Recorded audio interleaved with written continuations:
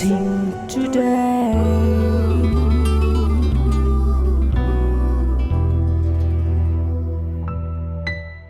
Welcome to blessing today. ഇന്നത്തെ blessing today നിങ്ങളുടെ ജീവിതത്തിലൊരു വലിയ അനുഗ്രഹമായി മാറട്ടെ.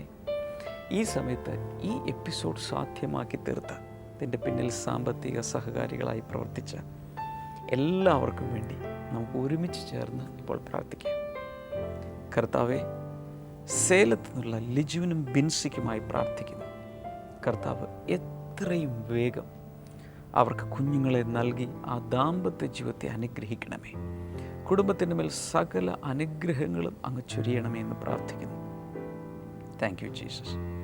കർണാടകയിലുള്ള മിസ് സജൻ ജെയിംസിനായി പ്രാർത്ഥിക്കുന്നു. കർത്താവ്, ഇതുവരെ താൻ മെച്യൂർഡായില്ല. കർത്താവ്, യേശുവിൻ്റെ നാമത്തിൽ ഒരു വലിയ വിടുതൽ തൻ്റെ ശരീരത്തിൽ ഉണ്ടാകട്ടെ.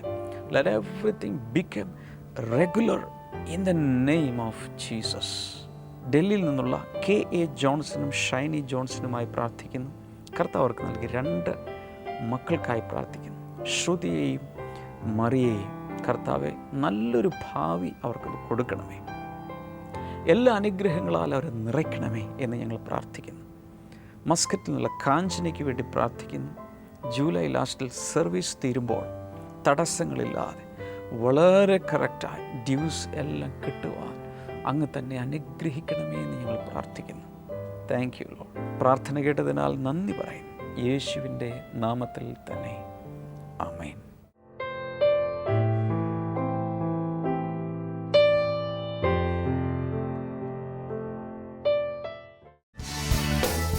ബ്ലെസ്സിംഗ് ഫെസ്റ്റിവൽ പെരിന്തൽമണ്ണ ജൂൺ 24 വെള്ളി.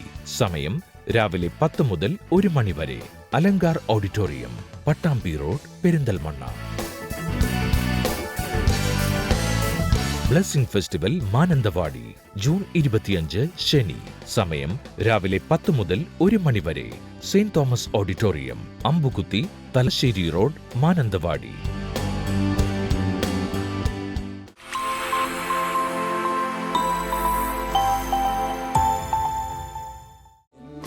യേശുനാഥനേ, എന്നാശ നീയേ, എന്നാളും മണ്ണിൽ നീ മതിയേ.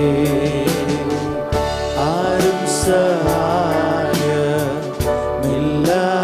പാരിൽ പാരം നിരാശയിൽ നീറും നേരം.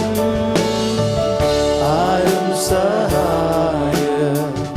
ഇല്ലാതെ പാരിൽ പാരം നിരാശയിൽ നീറും നേരം. കൈത്താങ്ങലേകുവാൻ കണ്ണുനീർ തുടപ്പാൻ കർത്താവേ നീയല്ല ആരുമില്ല. കൈത്താങ്ങലേകുവാൻ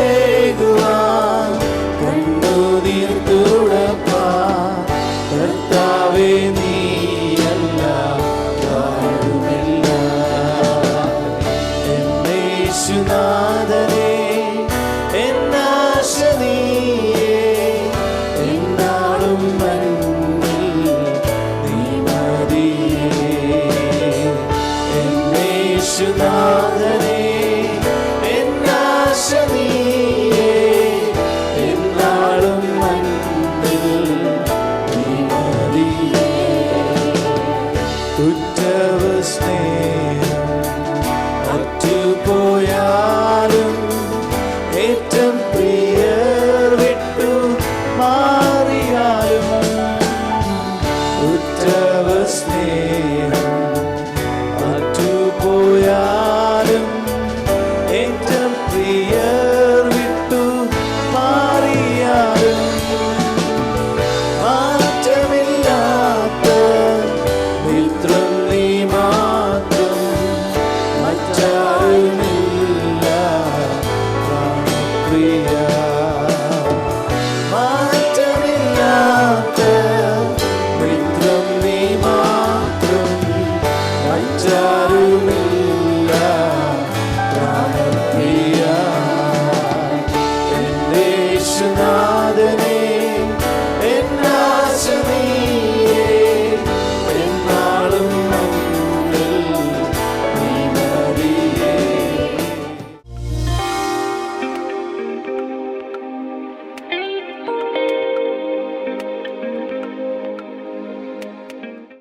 I'm going to talk about things that causes us to drift away from God. ഞാൻ ഇന്ന് നിങ്ങളോട് സംസാരിക്കാൻ പോകുന്ന കാര്യം നമ്മളെ ദൈവത്തിൽ നിന്ന് ഓടി അകലുന്നതിന് വേണ്ടി കാരണമാകുന്ന ചില സംഗതികളെ പറ്റിയാണ് നിങ്ങളോട് സംസാരിക്കുന്നത്. None of us we have seen God. നമ്മൾ ആരും തന്നെ ദൈവത്തെ കണ്ടിട്ടില്ല. God is an invisible being. ദൈവത്തെ ആർക്കും കാണാനാവാത്ത അദൃശ്യനായ ഒരു വ്യക്തിത്വമാണ്. The Bible says God is a spirit. Bible പറയുന്നു ദൈവം ആത്മാവാകുന്നു. At the same time we can know him, we can experience him with our spirit. അതേ സമയത്ത് തന്നെ ദൈവത്തെ നമുക്ക് മനസ്സിലാക്കുവാനും ആ ദൈവത്തെ നമുക്ക് അനുഭവിക്കുവാനും നമ്മുടെ ആത്മാവിലൂടെ നമുക്ക് കഴിയുന്നതാണ്. God is a spirit being and he is filled in the spirit world. ദൈവം ഒരു ആത്മീകമായ ഒരു വ്യക്തിയാണ്. ആത്മീകമായ മണ്ഡലത്തിൽ ദൈവം നിറഞ്ഞു നിൽക്കുകയാണ്. And we are living in the earthly realms, in the physical world, so there are many things that will distract us from God. നമ്മൾ ഇന്ന് ജീവിക്കുന്നത് ഒരു ഭൗതികമായ തലത്തിലായിരിക്കുന്നത് കൊണ്ട് ഈ ആത്മീകതയിൽ നിന്നും ദൈവത്തിൽ നിന്നും നമ്മളെ അകറ്റുന്ന പല കാര്യങ്ങൾ അതിൻ്റെ പിന്നിലുണ്ട്. So in a very short time I'll be giving you a list of things that can take us away from God. ഞാൻ ഈ കുറച്ച് സമയത്തിൽ നിങ്ങളെ ദൈവത്തിൻ്റെ സന്നിധിയിൽ നിന്ന് അകറ്റിക്കൊണ്ടു പോകുന്ന ചില കാര്യങ്ങളെ പറ്റി നിങ്ങളോട് പറയാൻ പോവുകയാണ്. Number one, if you are taking down notes, write down love for the world. നിങ്ങൾ നോട്ട് കുറിച്ചെടുക്കുന്ന ആളുകളാണെങ്കിൽ എൻ്റെ ഒന്നാമത്തെ പോയിന്റ് ഇതാണ്, ലോകസ്നേഹം. 1 John chapter 2 and verse number 15. 1 Yohannan 2:15. Do not love the world or anything in the world. If anyone loves the world, love for the Father is not in them. ലോകത്തെയോ ലോകത്തിലുള്ള യാതൊന്നിനെയോ സ്നേഹിക്കരുത്. ഒരാൾ ലോകത്തെ സ്നേഹിക്കുന്നുവെങ്കിൽ പിതാവിന്റെ സ്നേഹം അയാളിൽ ഇല്ല. So John the apostle is writing about two kinds of love here. യോഹന്നാൻ അപ്പോസ്തലൻ ഇവിടെ രണ്ട് തരത്തിലുള്ള സ്നേഹത്തെ പറ്റി പറയുകയാണ്. One is love for this world. ഒന്നാമത്തേത് ഈ ലോകത്തോടുള്ള സ്നേഹമാണ്. The second one is love for God. രണ്ടാമത്തേത് ദൈവത്തെ സ്നേഹിക്കുന്നതാണ്. So these two loves are in enmity with each other. ഈ രണ്ട് സ്നേഹങ്ങളും തമ്മിൽ പരസ്പരമായ എതിരായി നിൽക്കുന്ന സ്നേഹങ്ങളാണ്. Love for the world is not loving anything in this world, but it is loving the present system of the world. ഈ ലോകസ്നേഹം എന്ന് പറയുന്നത് ഈ ലോകത്തിലുള്ള എന്തിനെങ്കിലും സ്നേഹിക്കുന്ന ചുമ്മാ സ്നേഹിക്കുന്നത് അതിനെപ്പറ്റിയല്ല പറയുന്നത്. ഈ ലോകത്ത് നിലനിൽക്കുന്ന ഈ സംവിധാനങ്ങളെ സ്നേഹിക്കുന്നതിനെയാണ്. Many people, they love gardening, they love plants and trees. Nothing wrong with that. ഒത്തിരി ആളുകൾ ഒത്തിരി കൃഷി ചെയ്യുന്നതിൽ, സസ്യങ്ങൾ ഉണ്ടാക്കുന്നതിൽ, അങ്ങനെ അതിനൊക്കെ ഒത്തിരി ആളുകൾ സ്നേഹിക്കുന്നുണ്ട്. അതിനകത്തൊരു തെറ്റുമില്ല. Some people love pet animals. ചില ആളുകൾ വളർത്തുമൃഗങ്ങളെ ഇഷ്ടപ്പെടുന്നുണ്ട്.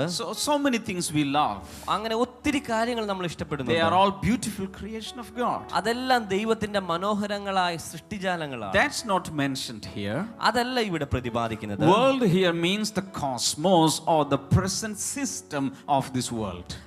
ഇവിടെ ലോകം എന്ന് പറയപ്പെടുന്നത് അത് ഇന്ന് ഈ ലോകത്തെ നയിച്ചുകൊണ്ടിരിക്കുന്ന ആ സംവിധാനത്തെയാണ് പറയുന്നത്. 1 John chapter 5, John the apostle says that the whole world is under the clutches of the evil one. 1 യോഹന്നാൻ 5-ാം പറയുന്നു, യോഹന്നാൻ പറയുന്നു, ഈ ലോകം മുഴുവൻ പൈശാചികമായ ശക്തിയുടെ കയ്യിൽ അതിന്റെ കൺട്രോൾ ഇരിക്കുന്നു എന്നാണ് പറയുന്നത്. That means Satan, the devil, is controlling the world system today.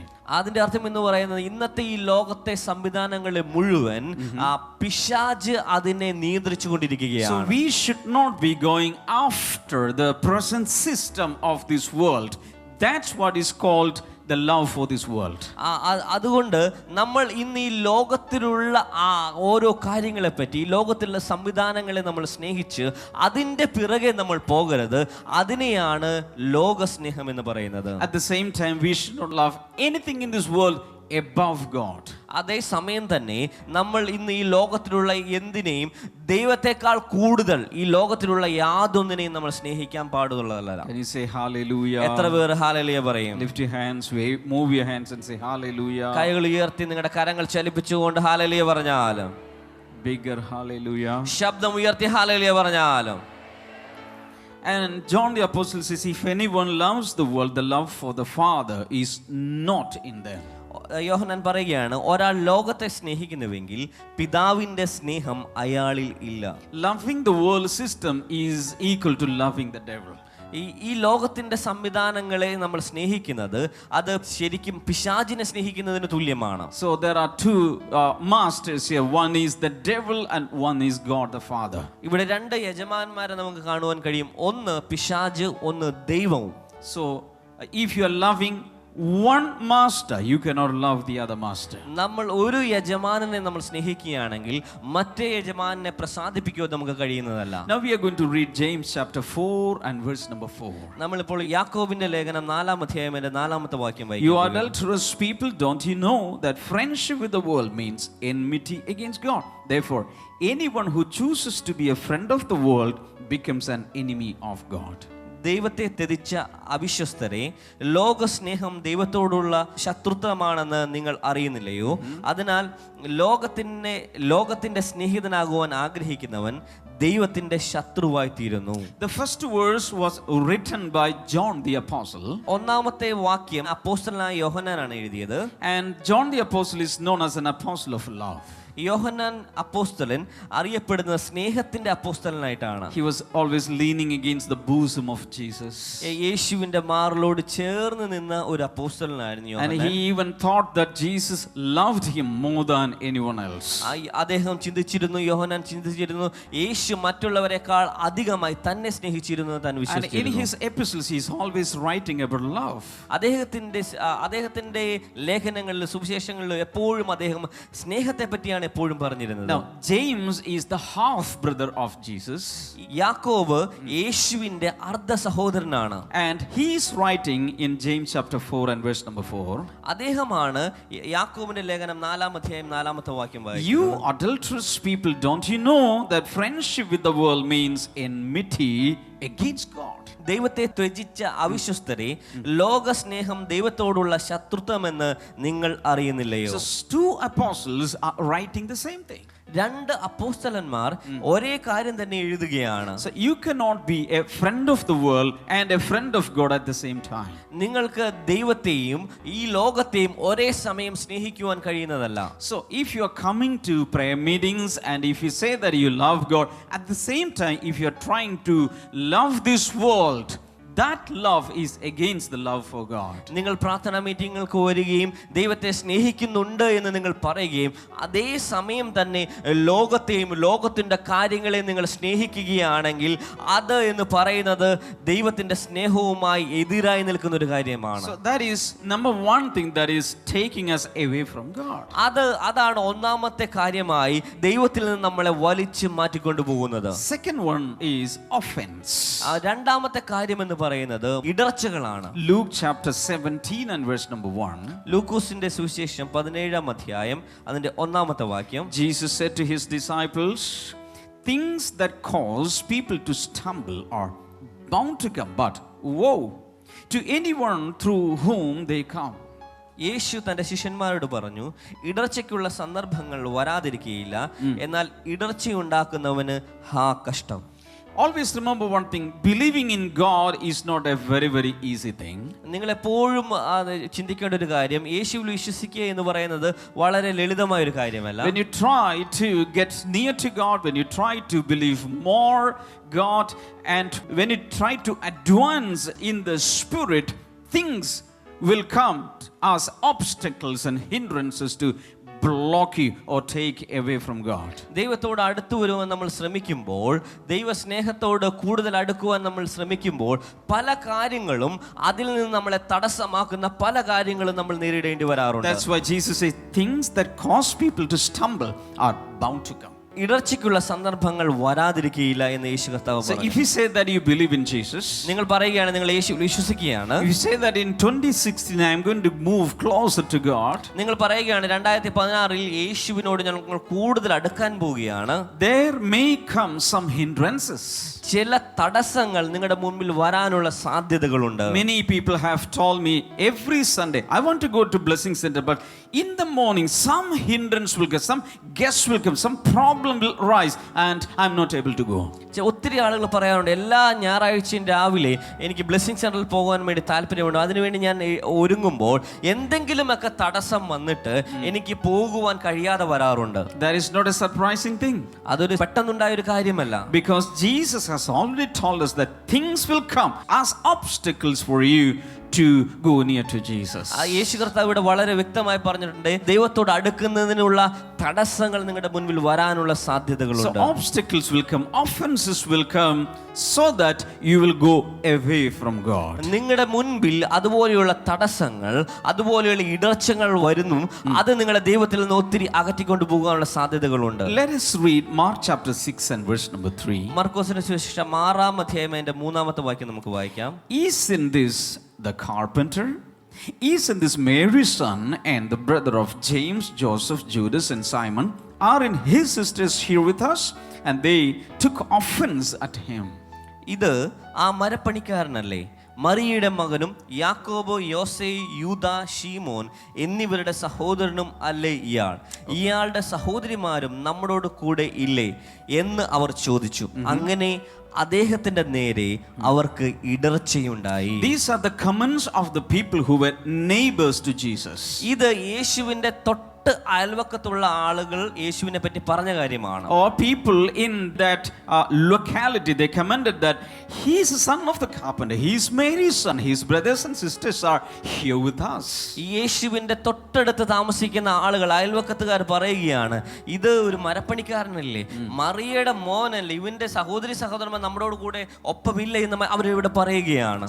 And they took offense at him. അവർ ആ ആളുകൾ യേശുവിനോട് ഒരു ഇടർച്ച അവരുടെ ഉള്ളിൽ ഉണ്ടായി. What was the reason for this offense? എന്താണ് ഇവരുടെ ഉള്ളിൽ ഉണ്ടായ ഈ ഇടർച്ചയ്ക്കുള്ള കാരണം? Familiarity. പരിചയം ആണ് അതിന്റെ കാരണം. Because even from the boyhood days they had watched Jesus growing up. അവരുടെ ചെറുപ്പകാലം മുതൽ യേശു കർത്താവ് വളരുന്ന അവർ കണ്ടിട്ടുണ്ട്. So in their eyes Jesus was only an ordinary boy. അവരുടെ മുൻപിൽ യേശു എന്ന് പറയുന്ന ഒരു സാധാരണ ഒരു ആൺകുട്ടിയാണ്. Now an ordinary Jewish young man. ഇപ്പോൾ ഒരു സാധാരണ യഹൂദ യുവാവാണ്. They could not see anything special about him. അദ്ദേഹത്തോട് എന്തെങ്കിലും പ്രത്യേകത ഉള്ളതായി അവർക്ക് അത് കാണുവാൻ അവർക്ക് കഴിയുന്നില്ല. So they said, we know him, we are familiar with him, we are familiar with his family, parents and brothers and sisters. നമുക്ക് ഇവനെ അറിയാം, ഇവന്റെ അപ്പനമ്മമാരെ അറിയാം, ഇവന്റെ സഹോദരൻ, ഇവരെല്ലാം നമുക്ക് വളരെ അടുത്ത് പരിചയമുള്ളവരല്ലേ. Sometimes this can happen to us. ഇങ്ങനെയുള്ള കാര്യങ്ങൾ പലപ്പോഴും നമ്മുടെ ജീവിതത്തിൽ we have gone to so many prayer meetings like this. നമ്മൾ ഒത്തിരി പ്രാർത്ഥനാ മീറ്റിങ്ങുകൾക്ക് പോയിട്ടുണ്ട്. Nothing is going to happen. ഒന്നും സംഭവിക്കാനൊന്നും പോകുന്നില്ല. God is not going to move there. ദൈവം ഒന്നും ചലിക്കാനൊന്നും പോകുന്നില്ല. I know the people who are going there. അവിടെ പോകുന്ന ആളുകളെ എനിക്ക് ശരിക്കറിയാം. I know the people who are singing in the choir. ആ കൊയറി പാടുന്ന ആളുകളെ പോലും എനിക്കറിയാം. I know the people who are wearing badges there. അവിടെ ബാഡ്ജ് ധരിച്ചുകൊണ്ട് നടക്കുന്നവരെ എനിക്കറിയാം. They are from our locality. അവരെല്ലാം നമ്മുടെ ഈ തൊട്ടടുത്തുള്ള ആൾക്കാരാണ്. What blessing festival? എന്ത് ബ്ലെസ്സിംഗ് ഫെസ്റ്റിവൽ എന്നാണ് So പറയുന്നത്. what happens is when you offended like that, you will not receive any blessing from the Lord.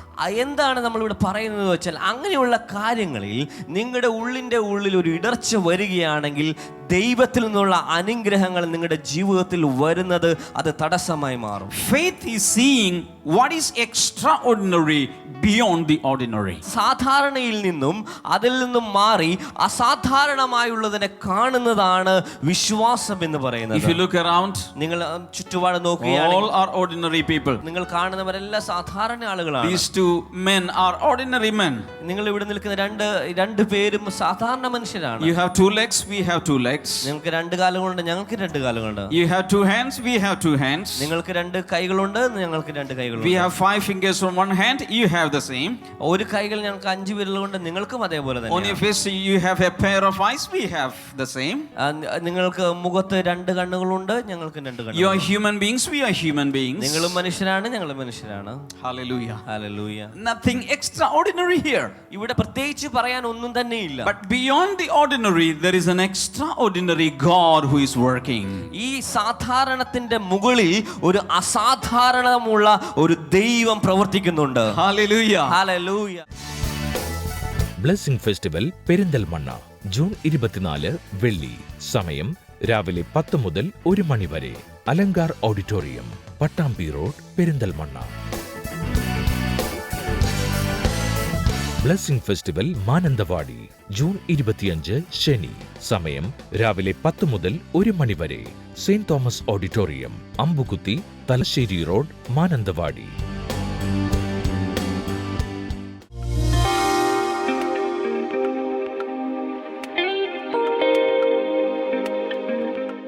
പറഞ്ഞത് ഇങ്ങനെയാണ്.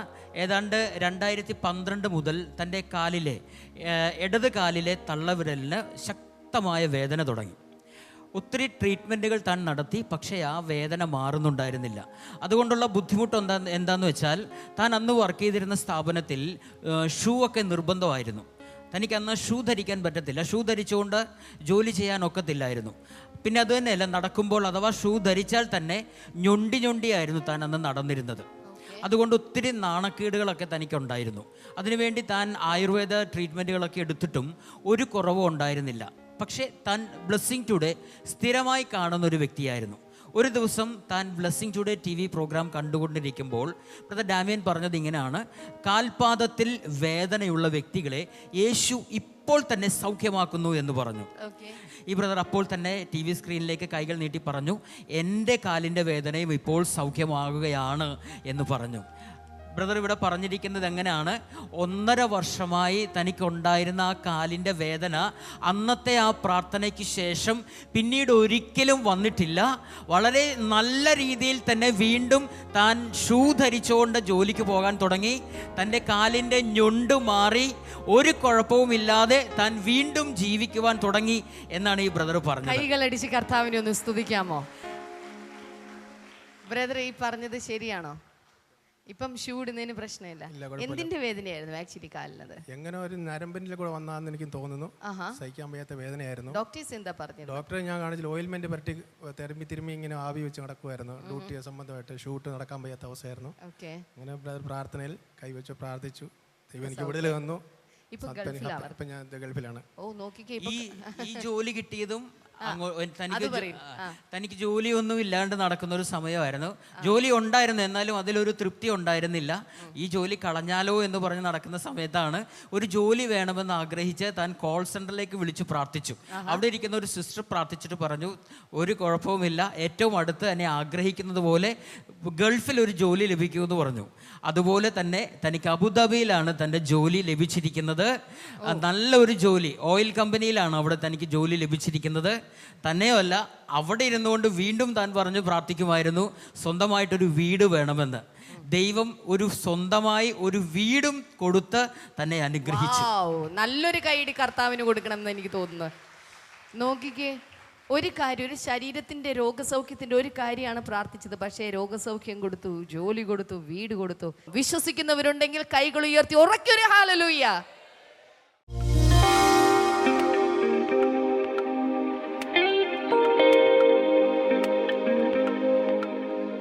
ഈ സമയത്ത് ഉള്ളിൽ നമുക്ക് ഒരു വലിയ വിശ്വാസത്തോടെ യേശു കർത്താവിൻ്റെ കൃപാസനത്തിനടുക്കിലേക്ക് നമുക്കിപ്പോൾ ചെല്ലാം.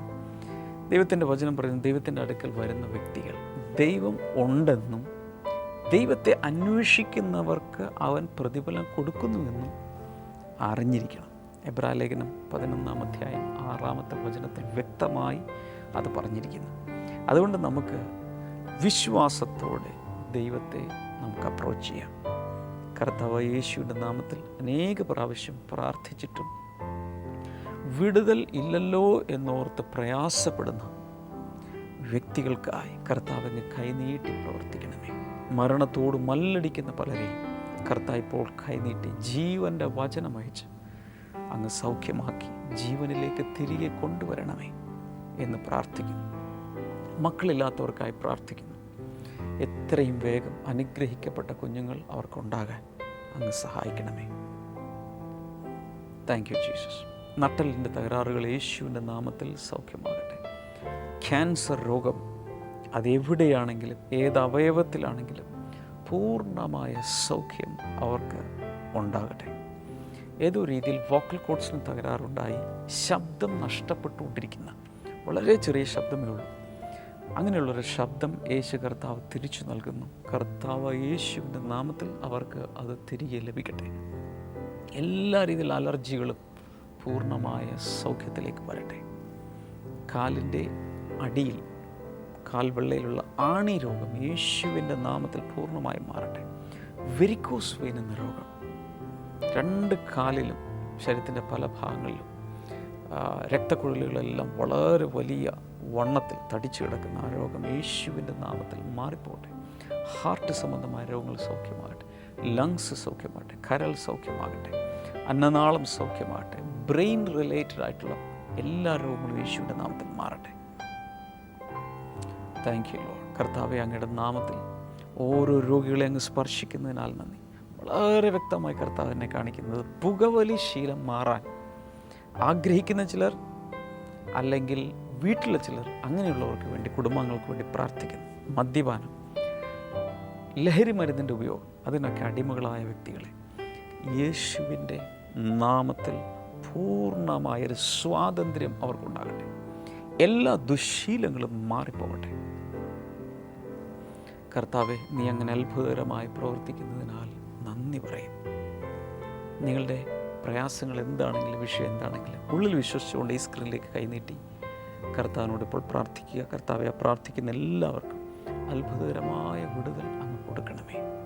ഞങ്ങൾ പ്രാർത്ഥന നീ കേട്ടതിനാൽ നന്ദി. യേശുവിൻ്റെ നാമത്തിൽ തന്നെ ആമേൻ.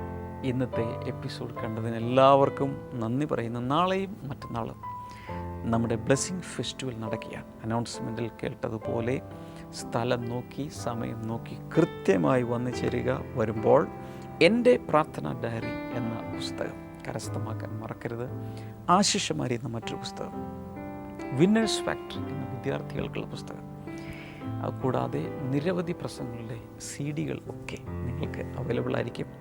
എന്നാൽ നേരിട്ട് വന്ന് ചേരുവാൻ കഴിയാത്തവർക്ക് തപാൽ മാർഗം ഓൺലൈനായി ഇതൊക്കെ സ്വന്തമാക്കാൻ വെബ്സൈറ്റ് സന്ദർശിക്കുക.